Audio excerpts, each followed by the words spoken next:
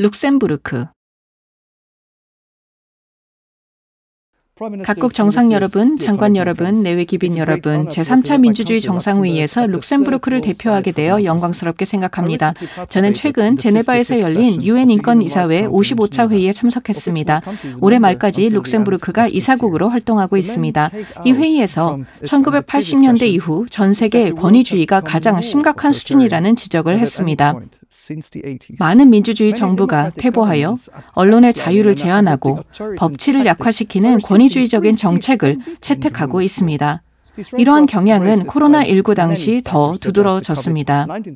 솔직히 정말 많은 사람들이 자신의 자유를 제한당하는 상황을 받아들였다는 것에 대해 저는 놀랐습니다.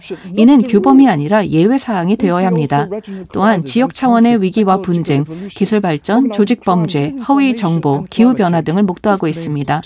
민주주의 선거 지원 국제 기구에 따르면 2022년까지 6년 연속 더 많은 국가에서 민주주의 절차가 퇴보했다고 합니다. 이렇게 6년 연속으로 민주주의가 후퇴한 것은 1975년 이래 가장 긴 기간이라고 합니다. 따라서 우리는 더욱 협력하여 민주적 가치를 옹호하고 강화해야 합니다.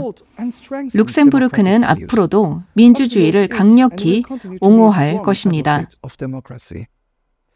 국내외에서 우리의 헌신을 보여주기 위해 저희는 민주주의 선거 지원 국제기구 이사회의 의장을 맡고 있습니다. 작년에 저희는 2차례 선거를 치렀고 10년 넘게 노력한 결과 새로운 헌법을 제정할 수 있었습니다. 견고한 민주주의 제도와 절차를 가지고 있습니다만 우리는 매일 지속적으로 이를 지켜내야 합니다. 많은 변화를 목격하게 됩니다. 저는 작년에 총리였는데 올해 외교부 장관을 역임하고 있으며 이러한 변화가 한 달 만에 민주적으로 이루어졌습니다. 우리의 보편적 민주주의 모델은 현재 위기 상황이며 이를 두려워하지 말고 인정해야 합니다. 국민들은 두려움을 느끼며 복잡한 문제들에 대한 명확한 답을 기대하고 있습니다. 이것이 가장 큰 도전 과제입니다. 민주주의는 굉장히 쉬운 질문에 아주 긴 해답을 제시하지만 포퓰리즘 리더들은 복잡한 질문에 간결한 해답을 제시하곤 합니다. 자신의 말에 신념을 가져야 합니다. 유럽은 종종 민주주의의 천국이라고 불리지만 유럽의 많은 국가에서 판사의 권리와 언론의 권리가 침해당하고 있습니다. 따라서 우리가 속한 대륙의 상황에 대해서 우리는 함께 대응하고 행동을 취해야 합니다. 러시아의 우크라이나 침공을 통해서 알 수 있듯이 민주화를 위한 노력이 실패할 위험에 처해 있습니다. 만약에 민주국가인 우크라이나에서 실패할 경우 누구나 힘으로 국경을 바꾸고 자신들이 더 강력하다고 그렇게 믿게 될 것입니다. 우리 청년들은 미래를 걱정합니다. 민주주의가 과연 자신들의 열망을 실현시키고 기후와 환경 위기를 해결할 수 있을 것인지 의구심을 갖습니다.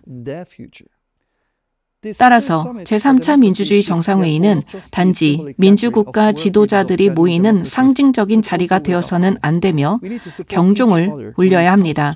우리는 선거, 투명성, 정보 접근성, 책임성, 시민 공감과 독립적 제도의 보호와 같은 민주적 원칙과 절차와 관련해서 서로를 도와야 합니다.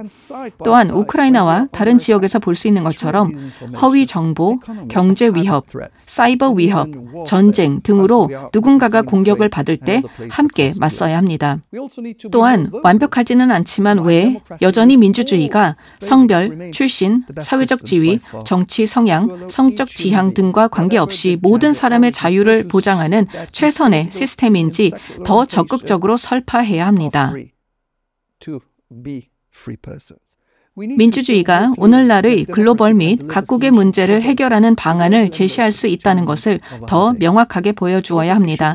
민주주의는 그저 다수의 의견에 따라 통치하는 것이 아니라 소수자들과 취약 집단들도 보호를 받고 이들의 권리를 누릴 수 있는 그런 유연한 시스템이어야 합니다. 부유한 국가들을 위한 서구의 모델로 인식되는 것이 아니라 모두의 경제, 사회, 정치 성장과 안정, 지속 가능성을 달성할 수 있는 최고의 방법이라고 인식되어야 합니다.